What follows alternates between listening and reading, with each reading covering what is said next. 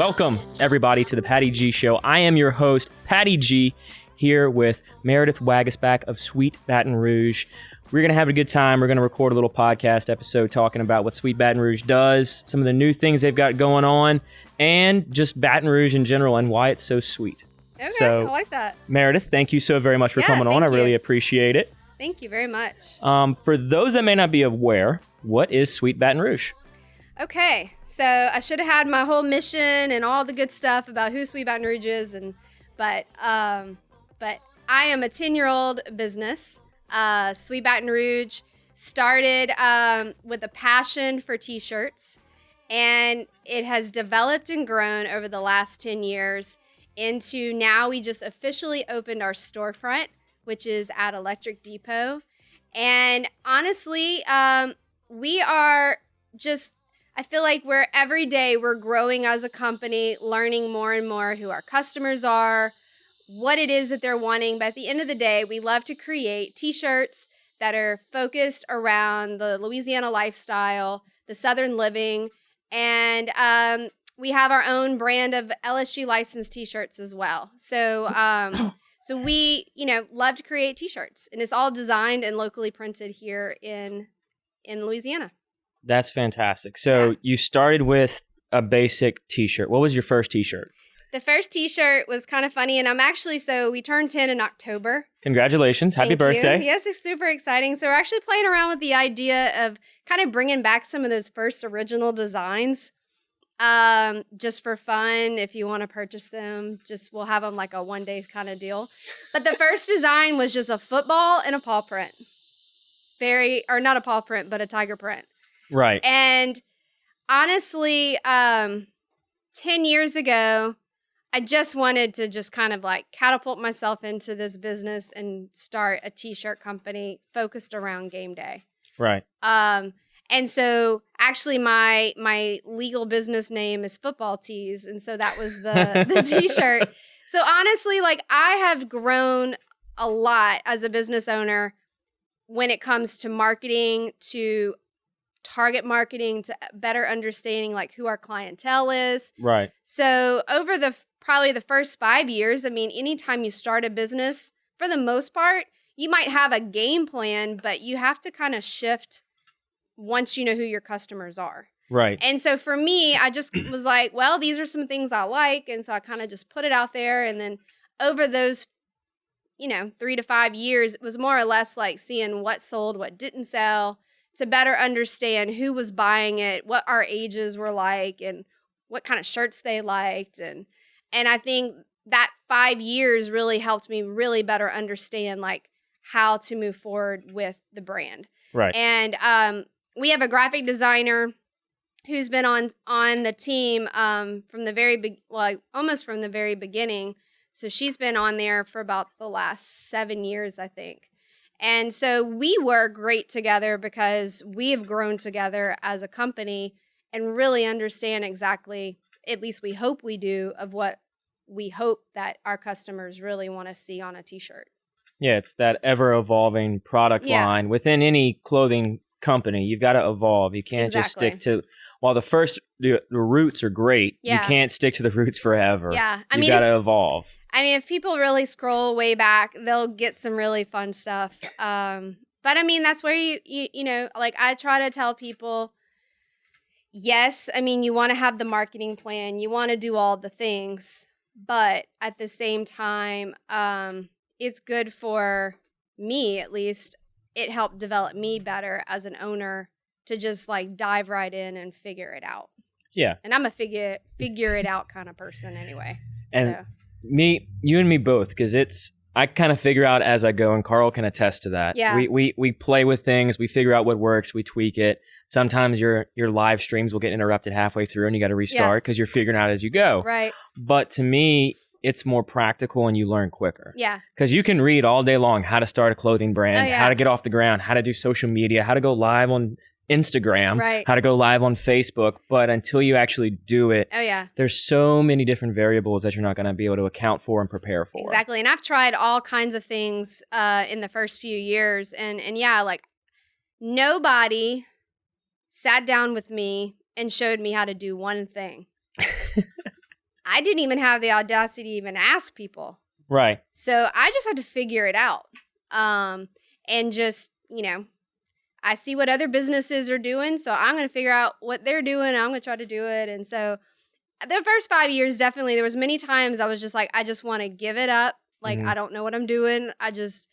But something just stayed inside me to keep pushing me to keep going. And I'm really happy that I didn't give up, because in the last few years, I've really been able to see the first 7 years of hard work start to kind of pay off, and to start seeing that this company is going to be able to do hopefully some big things and give back in other ways. And that, so you keep saying those first 5 years were critical to making the business go. And I love that you said that, because a lot of the younger entrepreneurs, or just entrepreneurs in general, and want to start a business, they think it's going to be an overnight success. Right. When in reality, your overnight success was 5 years or however long you've been in the making. I mean, it's not overnight by no means. And I feel like, I've told anybody that wants to sit down and talk to me about a business, the first thing I say is you got to start super small. You don't quit your day job. And you're just going to have to work really hard, and it's going to take some time before you actually probably even turn over a profit. Right, and it's not going to be glamorous. No, and I mean, I know in the early days, like, and even still today, like, I work my morning routine is I wake up anywhere between 6 and 6:30, and I get up, I get my coffee. I usually try to do a devotion in the mornings, and then I get right to work. And then sometimes when I get back home from wherever I've been, either at the office or now the store, as soon as my son and husband kind of do their own thing, I'm working again sometimes. So, I mean, I tend to work, if my husband says, if I could work all the time, I would. I'm definitely a workaholic. I absolutely am passionate and love what I do. So it doesn't bother me that I like to work all the time. But you do have to put a lot of time in before you start to see your results. Right. It's putting the time in and day out, just after the other. I had a previous guest on here, Chris Cummings, and that's what his kind of mission statement was.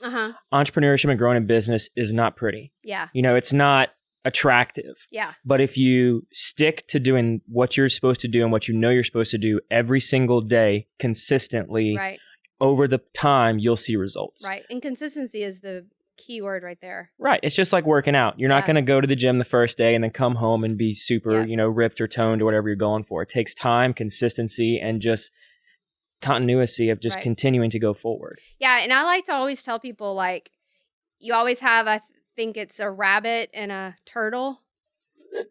The turtle always seems to be the slower one, but sometimes tends to win the race. So I always reference myself as in the first 5 years, we were the turtle. And I just, I saw bigger brands that started the exact same year that I did. They blew up, and I'm just looking around well, what am I not doing? And I just felt like it wasn't my time to be in that place. And I've been able to afford to just really slowly grow as a company rather than just explode. And then what do you do with yourself? Right. And I feel like God has used me in so many different ways to slowly build up my management style and how I want to be able to do things and direct people and that kind of stuff. And I don't think I could have done that if I just exploded overnight. Right. And then you miss all those learning curves that you get with a progressive and slow-paced moving company. You get to learn as you go. If you print 10 shirts and they don't sell within a certain time period, it's okay. Exactly. But if you explode and you print 1,000 shirts, you're stuck with 1,000 pieces of obsolete material. It does you no good at that point. Exactly. So what kind of made you have this drive or this push to start the business? So let's get some background here. Okay, so I've got a funny story. Okay. And I was actually just talking, so Shelby, our manager, is with us, and I was actually kind of giving her a little tidbit. I was a later college student. I went back to college at 24, and I graduated at 27. And my motivation was just that I knew that there was just something more inside me that I wanted to push myself. And it just, again, just like the business, I wasn't ready at a younger age. And so anyway, I ended up going to college, I worked a full-time job and went to school full-time all 4 years. So you were busy. I was very busy.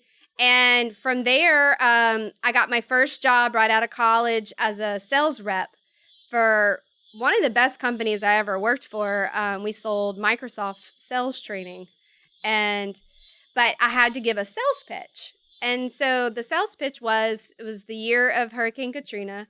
Okay. And my sales pitch was I was going to be a female-owned t-shirt company.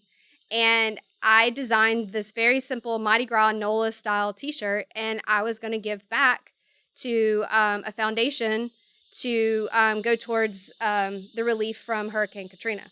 Okay. So I had shirts made, I designed them in class, got them printed, put it on a credit card, and passed it out to everybody for the sales pitch, and I got the job. And it wasn't until years and years later that I actually was having a t-shirt company did I even realize that that's what my sales pitch was all about. And so I've always just been very driven. From high school. I did every sport you could think of. I always loved to stay busy. I just enjoyed, I was just very driven. So when I finally made my mind up to go back to college, like I was just ready to do it. And then I worked for a while. I got married, had a child, and then I was a stay-at-home mom at the time, and I just was ready to try something new. And it was a hobby at first, and then it turned into a legitimate company. And I think some of the better businesses come out of those hobbies. Yes. That we do starting out. We say, okay, we're going to devote a little bit of time to this. That's how we pass it along to get our significant others to approve of it. You know, for my wife, I'm like, I'm going to do this thing as a hobby, start out, you know, just kind of chilling and just do it slow, very slow paced. And then it turns into something much bigger than that over time. And then you have the time to make the mistakes. Yep. Or as a hobby, you have the time to not do it every day. If you have an off day or an off week or an off month, you know, you can afford that. But when it's a business that you've got, you know, investor dollars and you've got your dollars in, you can't afford to have an off week. I mean, if you do, you have to continuously work to try and fix that off week. Right. But from a hobby to a business, I think that's a more progressive and slower transition that is feasible for a lot of people. Totally. You know, they don't have to go out there and raise hundreds of thousands or millions of dollars to get a business off the ground. I mean, I took $500 from my husband to start my company, and within like the first month I'd paid him back, and then I've never taken one loan out since. That's incredible. I am a straight cash flow business, and I'm very proud because not every company can say they can do that. And and that's just been really cool. Again, just taking it super slow and really focusing in on the business and how to grow it strategically is what I've been focusing on over the years. Well, especially for a clothing brand. Yeah. You have to have a great inventory management system in place to know when your reorder point is, to know when, you know, okay, this the source is getting a little pricey. Let's start finding somebody else so we can keep that competitive pricing down on our materials. Right. And it takes constant work. Yeah. You can't it's not an autopilot system. Yeah, that's why I looked over at Shelby and I giggled to her, because inventory is an everyday job for everyone. I mean, it is fun. Right. And it's constantly counting. Yeah. Because y'all print everything here, right? We do. Do y'all print it in-house, or do y'all source it out to a local company? It's sourced out locally to an awesome company in Gonzales that, that was the other thing when for the first 5 years, I had several different printers. And I was just printing with different people, and I basically went to this company, and my graphic designer and I kind of came up with a good game plan of having like weekly print schedules. No matter what I was going to be printing that week, we always were on their schedule. And it's turned into... You got to get on their schedule. So it's turned into where I have created a spreadsheet and a process that they never had before, but they work with me and they do so much with me. And so I just, I'm very fortunate, and you got to just find the right vendors that work. So they might be a little more expensive than maybe some of the others that I shopped around with. But again, in the beginning, I printed small, and some of those bigger printers just didn't want to work with me or kept pushing my jobs off because they had bigger clients. And this particular company just stayed with me through, the early stages until, now I'm printing with them sometimes, all week or sometimes 2 to 3 times a week. And so just depending on our flow and what we have going on during those seasons, they're an awesome company to be able to do all of our printing. Yeah, that's really great to have one company able to handle everything. Yeah. And so are you screen printing? Are you direct to garment? We just screen print. Okay. Yeah. We screen print. Yeah, everything's just screen printed.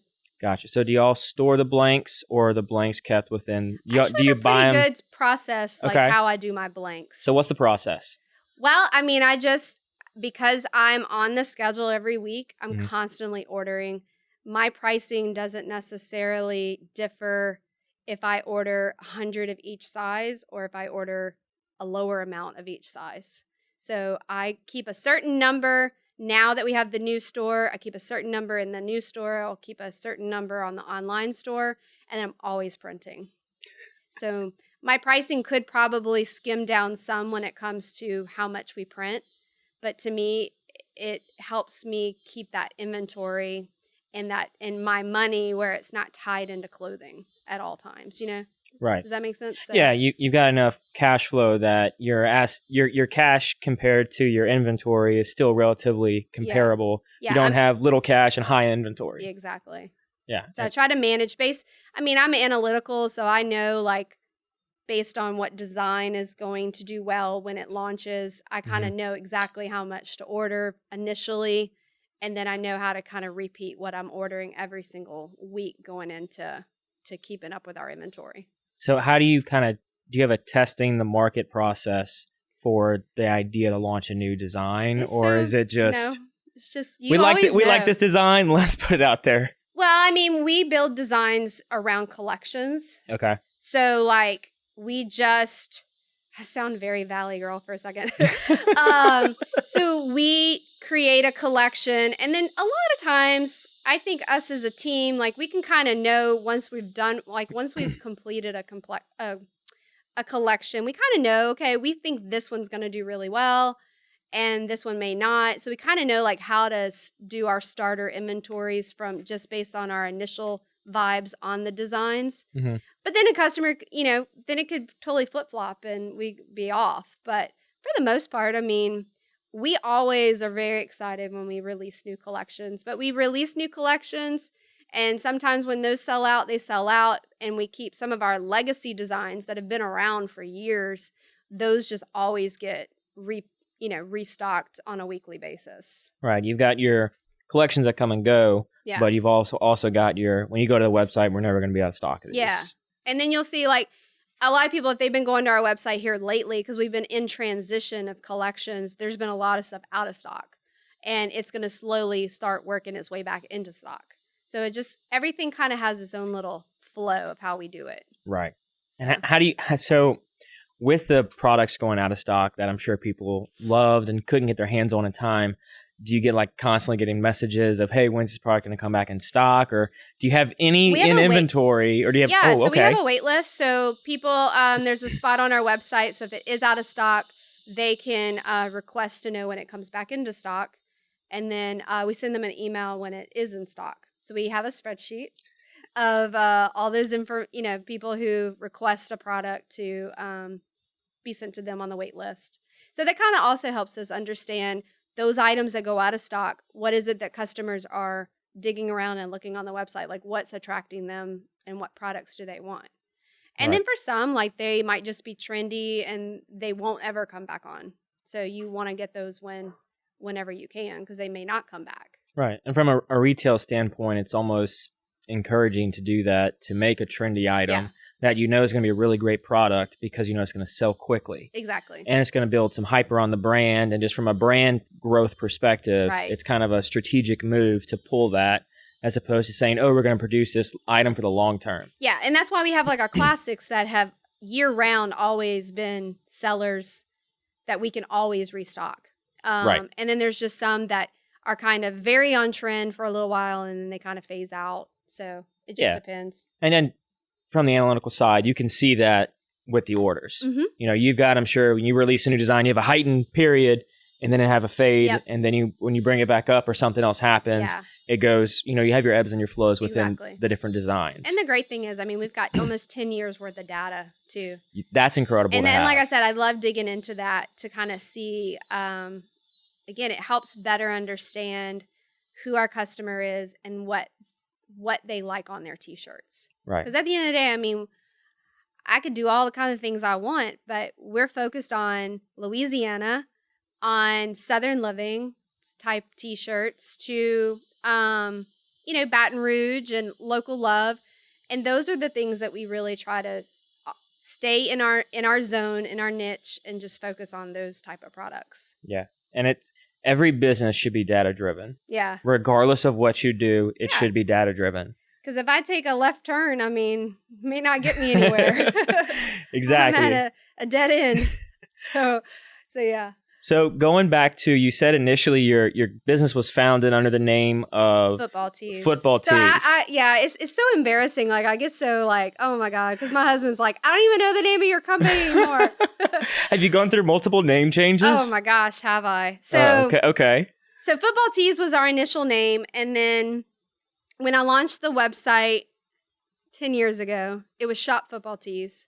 Shop Football Tees. Yeah. And we've had a lot of different logos too over the years. That's a popular URL. That's probably very valuable now. So we, I think I still have it. It just all relocates. But it pushes. That's a Chase thing. Oh, Chase does your website back end? He helps me with the back end. Shout out to Chase Weatherly. What's happening? So we wear Shop Football Tees, and then I took my first collection to an apparel show, and it was in Dallas, and we had a fleur-de-lis as our logo, and those ladies were like, hey, I love fleur-de-lis, but here in Texas, we don't like fleur-de-lis, or in Arkansas or Oklahoma. And so I immediately was like, and then you never could understand, well, shop who? And so nobody knew the name. So it was just such a tongue twister. And so then I was like, okay, I want to be able to keep the name football and keep the acronym SFT for Shop Football Tees. So then I changed it to Southern Football T-shirts. And that's a long name too. That's a mouthful. Southern Football and so T-shirts. Then we were that for a little while, and then we changed it to SFT. And just nothing ever felt home. And early in my career, I had done the Sweet Baton Rouge design. And my graphic designer was like, you really need to change your company to Sweet Baton Rouge. And I'm like, yeah, but I just don't know. Again, I didn't want to change my name again. And then these stores didn't want to buy because it was Sweet Baton Rouge, And so anyway, these are all the things that I learned along the way. Right. And so I registered, I got an attorney, and we registered the name. It's all trademarked and did all the things. But it wasn't until 2018 that I was like, okay, I'm going to change our name to Sweet Baton Rouge.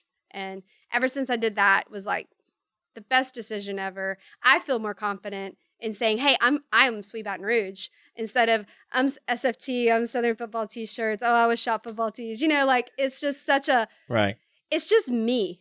I'm Sweet Baton Rouge, so it's just... And everybody that loves the name, they're Sweet Baton Rouge. So it just makes way more sense. Yeah, you're able to build a community, and within Sweet Baton Rouge, your name is not restricting. Exactly. And that's if it was Southern Football Tees, then if you came out with a random design that was not football related, your customer base would be like, hang on, hey Meredith, what's happening here? Yeah, so it was really difficult, and to be where I'm at, this goes to show you guys, I've been in business for 10 years. The first 8 years was a horrible name. Wait, so you just changed to Sweet Baton Rouge? 2 years ago. 2 years. Okay, I didn't realize it was that soon. Yeah. So, I mean, that goes to show just a lot of hard work, hustle, and drive. And from a business perspective, people are going to love what you do no matter what, even if you have a silly name. So, and you build a loyal consumer base. You build the loyal customers. And, customer service has and always will be the most important thing for me. As it should be for any business. It should be, but it's not. Yeah, I will bend over backwards to do my very best, even if we're in the wrong or if we're not in the wrong, to always, always, always make sure our customers are really happy. Right. Because I feel like, customers are for life. I mean, you want, and they're the ones that will help spread the word about your business. And I love when we had our showroom before, which was like our office where our customers would come in to pick up their orders and stuff, and where we did all of our distribution. I just love when customers come in because you know them by their name. You get to build a relationship month after month when they come in to see you. And to me, I don't want to expand and be some large corporation because I'll miss out on that experience that I get to know who my customers are. And I think that's really important for at least my company and where we're at. Yeah, it's that maintaining that customer relationship to make sure that the pinnacle is customer satisfaction. Yeah. And for people to come in to the store and see you. Yes. That is, especially unless you got a storefront, which we'll get into. Yeah.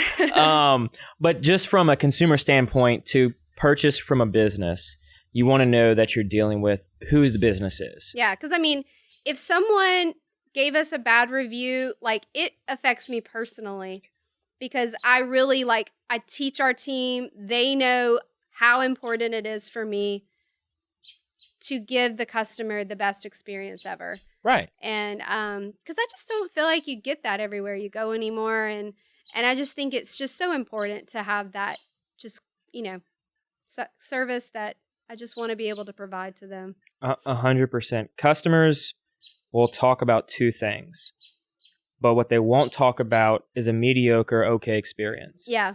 They will talk about a terrible experience. Absolutely. How the company did them wrong or they did wrong and didn't get their money back or whatever the situation is. They will blast that everywhere. Yeah. But what they will talk about more so than the wrong or the bad is how the company fixed the problem. Yeah. How the company made right of the wrong. Right. Because you're going to get people are hesitant. Like if you go to a restaurant and they give you a bad experience, a majority of the people are hesitant to post about it. Right. If it's really, truly bad, they'll post about it. Yeah. But if I go and have a bad experience at a restaurant, or if I go to a store and something bad happens at your store, or any store for that matter, and they come out, and in your case, if the owner comes out, or if the head manager that's working at that shop comes out and treats me with the utmost respect and is like, I'm so very sorry, and just takes ownership of everything, right, and then does everything in their power to resolve the issue and leave me better than I would have been had the issue not even occurred. Right. Yeah. That's something I'm going to talk about to anybody and everybody. Yeah, I think at the end of the day, that's a huge win.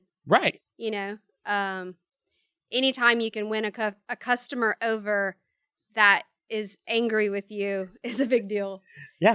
And that's going to happen. I mean, just things are going to happen, or a customer is going to not see something from a different perspective, and explaining or talking about it definitely always helps. And if you can just always bend over backwards for a customer, makes all the difference. And that goes back to that organic growth that you were talking about earlier, that slow maturing organic growth where it's by word of mouth. Exactly. Word of mouth is so much more powerful than me paying $20 or $30 to advertise on Facebook or LinkedIn or Instagram or wherever, because someone's going to see that, and the only thing that's going to attract them to the page is how pretty the ad is. Right. But if I sit here and tell Carl, and Carl goes and tells all of his friends about Sweet Baton Rouge, and I tell everybody about Sweet Baton Rouge the same, people are going to have a connection because of the relationship they have with the individual that told them about it. I agree. And then you have this boom, or you have this surge of people coming in saying, oh my gosh, I heard about you from here, heard about you from the Patty G show, and I just love what you're doing. Right. And so I want to support you in any way I can. I want to purchase your products, as opposed to if you're running a Sweet Baton Rouge advertisement, I'm going to see that Sweet Baton Rouge. All right, it looks pretty. Maybe. Yeah. Maybe I'll click on it. Maybe I won't. A disclaimer, I am running a Facebook ad. They're not bad. They're not bad. That's not what I'm getting at. No, I know. We do, though, try to create a story around whatever it is, if we are doing any kind of advertising, to try to create that understanding of who we are, that experience just in the ad, so you want to learn a little bit more about us. Right.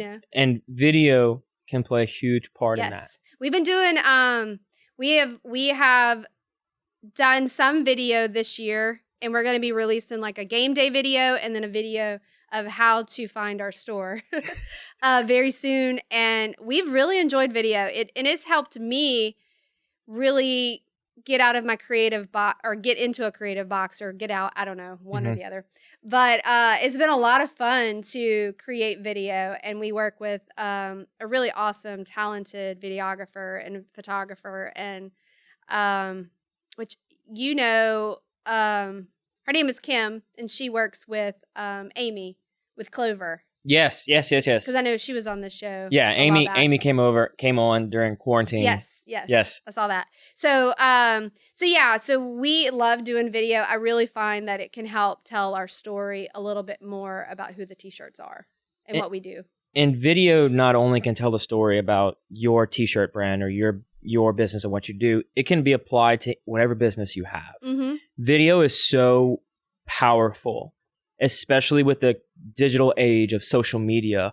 Across every single platform, video is huge. Yeah. Now, tailoring it to the platform is where you get into more of the formatting and the content and changing how it looks. And Carl can attest to how I have the chopped up versions of the videos afterwards. Mm-hmm. Because doing, for example, long form in a podcast via live stream, you're going to have a certain set of audience that's going to watch that, and you're going to have a certain set of number of views and performance out of that video. Yeah, exactly. We do the same thing. We'll shoot a whole video, and then we'll chop it up and do different pieces of it. Right. And your whole video for your long form will go via Facebook Live or YouTube or Vimeo or whatever platform you're using for your long form. But then for your Instagram, your IGTV, you're going to keep that, 90 seconds or more. Exactly. And then for Facebook, you got to get it at that 3-minute mark for it to really perform well. Right. And then on LinkedIn, you got to keep it under 10 minutes. I don't have time for LinkedIn. Am I missing out? LinkedIn is... I'm not a TikToker, and I don't do LinkedIn, but I hear so many business professionals do it. And I was on there in the very early stages of LinkedIn, but it's just too much to keep up with. It's a lot. Yeah. And so you have to decide at what point do you hire a social media manager. You're looking at her. Exactly. Yeah. And it's how many platforms can you manage in a day? I can't give up. Marketing. I graduated in marketing. So. Okay. So it's in your blood. Yeah. So, my graphic designer, I talk about her a lot. So she's also my co-owner and founder of a local pop-up. Okay. Which is a sister brand. And so initially, when she came on as my graphic designer, she was my graphic designer, but I also brought her in to kind of help me from a marketing consulting standpoint. And I'm like, she taught me so well, like she doesn't really have to teach me much anymore. Like, I'm on it. I got it. So again, if you go back and you scroll back years ago on Instagram, you would see like just silly content. But now it's so well thought out.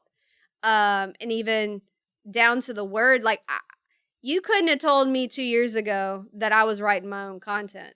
Mm-hmm. So sorry guys, if there's misspelled words or grammar, not really misspelled, but grammar, it's me. But no, I'm just kidding. But I feel like I've really developed my own voice a lot of times when it comes to our content, and really even just, I shoot the flat lays. I lay out the social, calendar. I've brought Shelby in, and she helps me a lot with our insider page, and she does a lot on the back end as well, like how we produce the content that we do put out there. But it's kind of like I had divvied all of that stuff out over the years, and then I kind of brought it all back in the last year or so, and I never would have thought I would have been decently okay with writing, because I was so scared of writing a word or even a sentence, to now like it just like flows out of me sometimes. And I just really love how I've evolved in my own kind of space. It's been a lot of fun. Right. And I love it. You've grown as a content creator. Totally, yeah. So now I want to shift into the transition from website sales and selling in other boutiques, as what you had done beforehand, to now moving into the biggest step that some people may call a mistake, your own space. I know. I'm going to tell my graphic designer if I fail, it's her fault. She was the push for the brick and mortar. She, over the years, I mean, for years, she's been like, you really need to get a store. You really need to do a store. And I'm like, oh no, I love my showroom. I don't work the weekends. We close at 3. But honestly, like, I really felt like after the last 2 years that we became Sweet Baton Rouge. Right. And and we did, let me kind of back up a little bit too. The last 2 years, we did our holiday pop-up, which is called Local Pop-Up at Perkins Row, where we would go in, rent one of their spaces and build out a store in a weekend, basically, and then open our doors for a week to 2 weeks for people to come and shop. And that really opened my eyes to just seeing great potential of having a store. So when I got back from Christmas break, her and I did our yearly, kind of quarterly planning meeting. And she's like, Meredith, I really think you need to do a store. And I said, let me think about it. And so I talked to my husband about it. And he's like, yeah, I we could consider thinking about that. And so I started kind of looking around at different locations, and March 5th or 8th or somewhere around there, I signed my lease at Electric Depot. In the middle of COVID. And then the week later is when COVID, everything shut down. And I was just, I was like, oh my God, I can't believe, this is what I'm doing. And, I speak about God a lot, and I really feel like he kind of directs me and my decision making. I pray a lot, and I really just felt like he wouldn't put me in this position of where I've worked hard to get to go and, set me up to fail. And so it was kind of weird. Just a lot of things just really worked out during that time with the progression of building the store out to just doing all the things. And I don't know. I just have been really at peace with it, that this is Sweet Baton Rouge's next journey, our next step, and where we're supposed to be. And I would never know unless I tried it. And I just got to be really smart and just keep the faith that this is where our next journey begins, the next 5 years at this new space.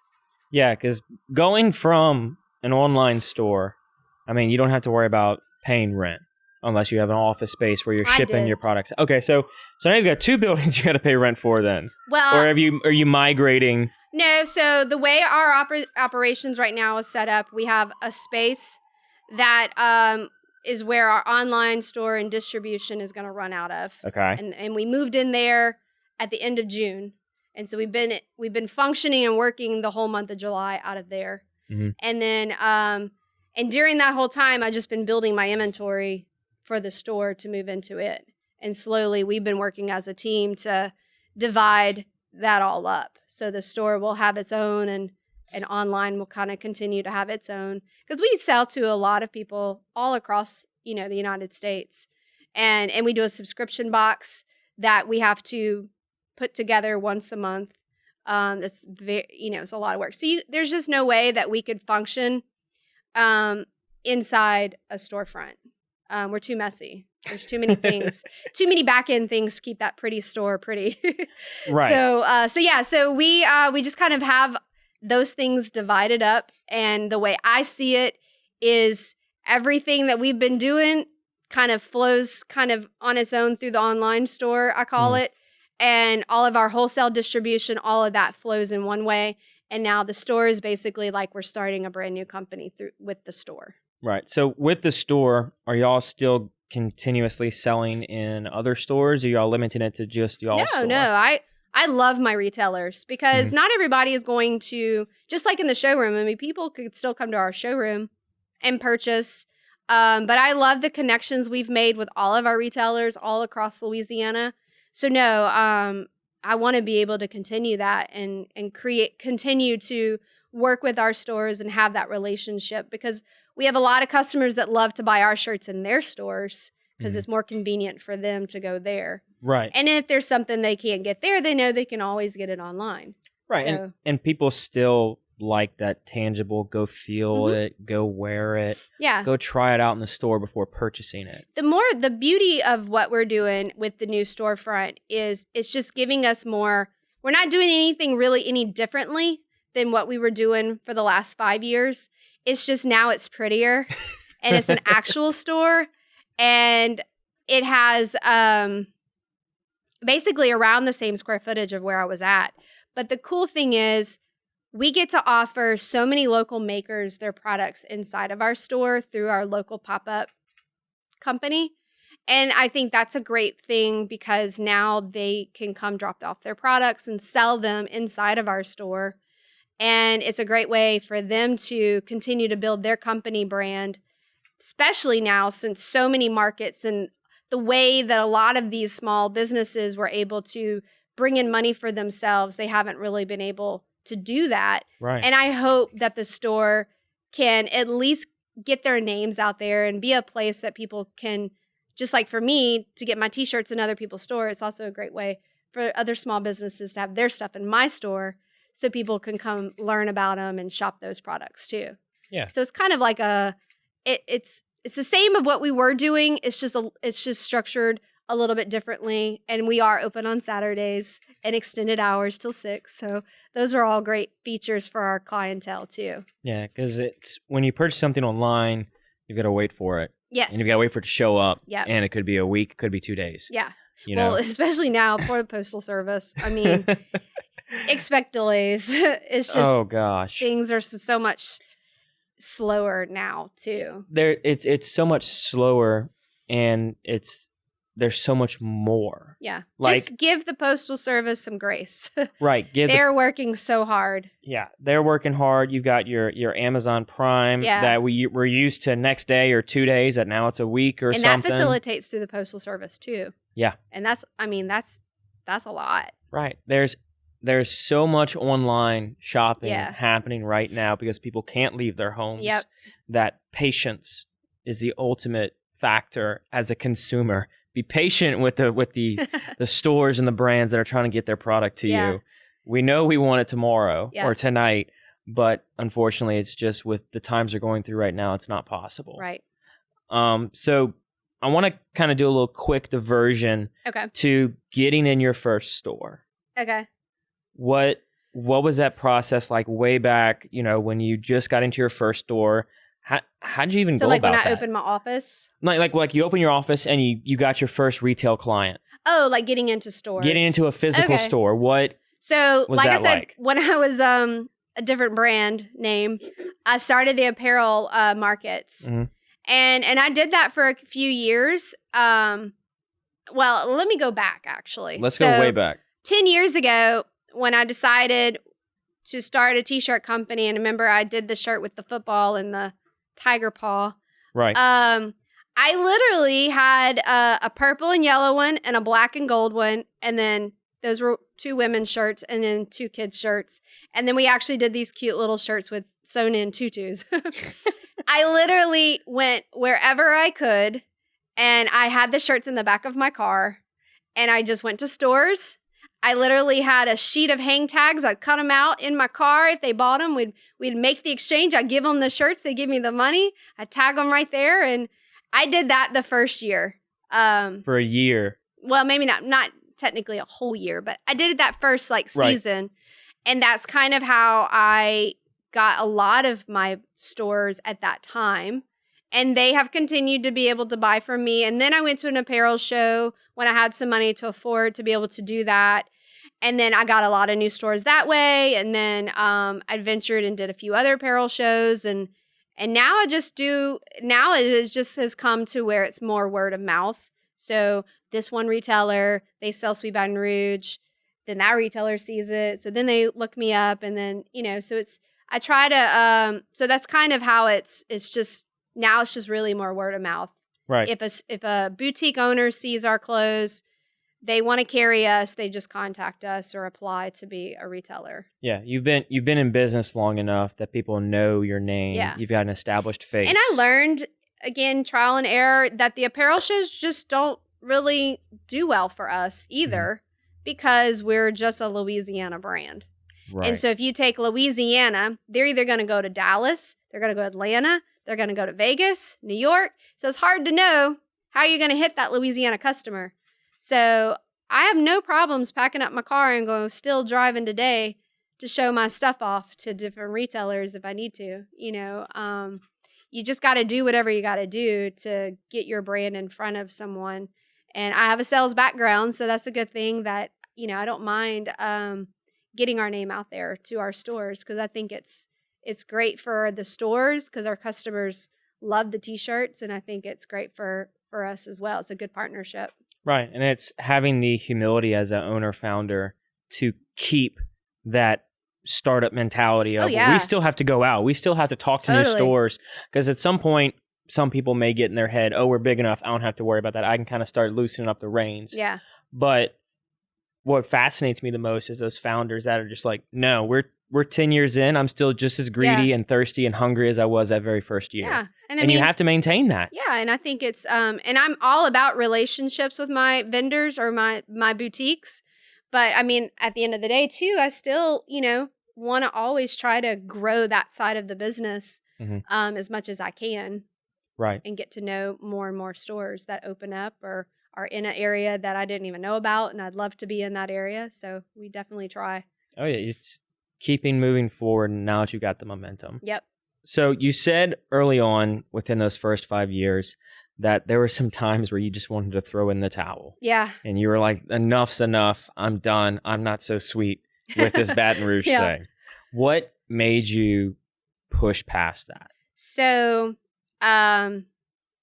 literally, like, it was right before the Great Flood. Mm-hmm. Of 16? Mm-hmm. Okay. I'd been in it for about 6 years at that point, and we were still just trying a whole bunch of things, and I'm just like, God, I don't know, I just was having this like doubt, and not saying this next part is for me for good by no means, but I feel like we were able to do some really good stuff, and that was my turning point to seeing like the philanthropy that I knew that the company itself could have. And so we did a Cajun Navy shirt that year, and then over the last 4 years, we've been able to donate close to $80,000 and give that money back to our Baton Rouge food bank. And that's really amazing that our small company could do that. And to me, that was like a really good turning point to see all of these people come out and support a small business, a person that they didn't even know, to help a cause. And that to me was just, again, going back to like God testing my limits to see what I could handle.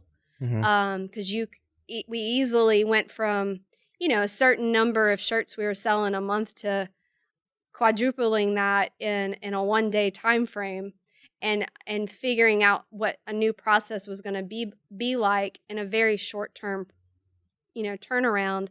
And that to me was also our huge turning point of really just going back to just knowing who our customer was, knowing the Louisiana type designs that they loved and wanted to support Louisiana.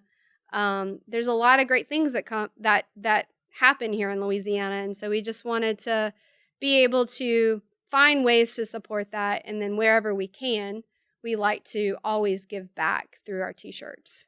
Yeah. And so, so over the years, we've done different things. We're definitely, a part of all the different gala events and things like that we can give, so they can help use whatever our T-shirts are, products, to give back to their community charities. And then we launched this past year our local supporting locals campaign, just to help other small businesses be able to give them back dollars through our T-shirt sales during these very trying times. And I just feel like the more and more that I like to learn about our company and see that we're such a more giving type of company, the more I just really love what we do. Yeah, that's so powerful. Local is just really a huge thing in all of our hearts that works at Sweet Baton Rouge. Like, we're very passionate about that. And so wherever and whenever we can, we try to find a way that it makes sense to give back to our community. I love that. The give back when we can is so powerful for a community as a whole, to know that the businesses that are there don't just say, hey, give us your dollars. Yeah. It's, okay, how can we give back to better grow the community? Yeah. So starting to kind of wind down the show towards the latter part of it, what is something you did as a kid that you would still be doing today had no one stopped you? I know I should have thought about this one. As a kid, I grew up in the country. I mean, look, if my body could still do it, I loved basketball and I loved running. And those, I wanted to, I tried to be a walk-on basketball player in college, and my first run to college. And then, I mean, I loved running, but as my husband would say, I look terrible running. It looks like I'm dying out there. But I loved it, and I was a sprinter, and then cross country. But I mean, if I could do those two things, I'd still do them today. Definitely basketball. I love that. Basketball. I'm terrible at basketball, and I'm still good at it. I'm a good shooter. Don't bet money on me unless it's against me in basketball, because I'll lose every single time. Yeah. Okay, so what are 3 lessons you've gathered within this span of you running Sweet Baton Rouge and all of its other names? Do some market research. I mean, definitely, for me, would have just put a little extra thought into not just saying, oh, I'm going to start a t-shirt company and do it. But at the same time, I don't know if I would really change it, because I wouldn't be where I'm sitting if I wouldn't have just had that idea. And so that's one, I guess, market research. Market research. Very, very Even though critical. I don't really believe that, because I don't know where I would be. Okay. Okay. 2. I don't know. I'm really just happy with everything. I'm a pretty happy. Well, not what you would change. What lessons have you learned? Lessons. Okay. Yeah. Gosh, that's a hard question. We can stick with market research. We'll just stick there. Yeah. Because that's knowing your market can help you when you're first starting out, right? Yeah. So will people want to buy it? Do people want this brand of football tees or sports tees? Do they want to represent their city? Yeah. And not knowing through market research, not knowing through the lack of market research, you could launch a brand that everybody could have no interest in. Yeah. And then you spend all this time and this money in that you get nothing out of it. Exactly. Because everybody, you put up your product, put up your website, and everybody's like, cool. Yeah. And we get that on some things, for sure. You live and you learn, We get the same, do you carry this? Well, we tried, but nobody bought it. So I mean, but we'll stick to market research. That's a good answer for all 3. Love it. 3 times market research, 3 times over. Exactly. So what do you love about Baton Rouge? I mean, I love, there's just so much. Like, to me, my biggest memory, and I guess is a thing that I love, it could be love or hate, but when I was 19 and I moved from North Louisiana to down here, the reason why I'm Sweet Baton Rouge is just every time I think about going over the Mississippi Bridge is just hearing Callin' Baton Rouge, being stuck in traffic and listening to that song and just knowing like this was my new home. And just to know like I'm this girl from North Louisiana who, celebrates and creates a whole t-shirt company around Baton Rouge. I just love it. Like I've built so many amazing friendships and business relationships. Oops, sorry.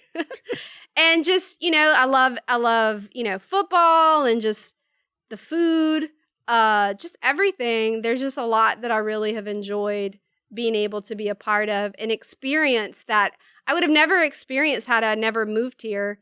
And I didn't move here for college. I've moved here for other personal reasons. But it just a young girl coming across that Mississippi Bridge, it changed my life forever. And so I've spent my time here more now than I did in North Louisiana, and it's just forever my home. Yeah, it felt it feels like home. Yeah, it feels like home. So I just, even for kicks, I'll just play Carl in Baton Rouge sometimes when I'm driving back home from North Louisiana from a visit. And it brings me back. Like, this is just how, like, I didn't understand, like, plants. Like, driving over the bridge at night, I thought it was like a whole city lit up. And it was just, what plant is that? Exxon. Exxon, yes. It was just Exxon. And, you know, like, getting lost going around the Port Allen Loop and stuff, you know, just learning all the roads. Like, I love all the intertwining roads in this one same road, but it's like 3 different names. So, I mean, I grew up. I really grew up once I moved here and met my husband and my children. And it is absolutely my home. I love that. And a lot of people call it home. It's my Sweet Baton Rouge. Your Sweet Baton Rouge. Yes. Okay. So final question is, what can I do to help you? Well, hey, spread the word. Okay. That we opened a storefront for all of our customers that were hoping that we would have a storefront one day. It's here and it's at Electric Depot. And if you heard one thing about tonight is that word of mouth is the best way to, you know, let people know about businesses, small businesses. And we're having not a grand opening because we can't really do that now, but we are going to have some sweets and some sips Saturday. And we're open 10 to 6 Monday through Saturday at Electric Depot.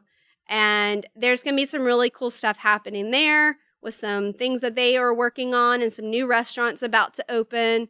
And it's just going to be a really fun space to be at once everything's kind of up and going there. So it's a great little home for us. Fantastic. I'm looking forward to going to Electric Depot when it's appropriate for people to go out in large spaces and everything. Go. Okay. It is. Perfect. If you haven't been to City Roots, I'm going to give them a shout out. Yes, I've been meaning to talk to them. Yes, the coffee is so good. And I'm going to warn you, if you're a lightweight like me, you might want to do half calf because you will be fired up all day. It is so good. Perfect. Yeah, it's so good. Okay, so where can people go to find out more about you? Okay, so of course you can go to our website. We're there 24/7 with smiles on at sweetbatonrouge.com. And you can find us again at our new storefront at Electric Depot. It's 1509 Government Street. It is the old red brick building that used to be the Energy Building. Right. On Government Street. And you then got Red Stick Social and all those other places in there. There's Red Stick Social. There's City Roots. There is going to be a new place called Sweet Society opening. Mm-hmm. And I'm going to botch this, but at Boru is like a noodle bar. Okay. That's going to be opening very soon. Both of those should be opening very soon. And then there's a really cool photography studio there called Acroma.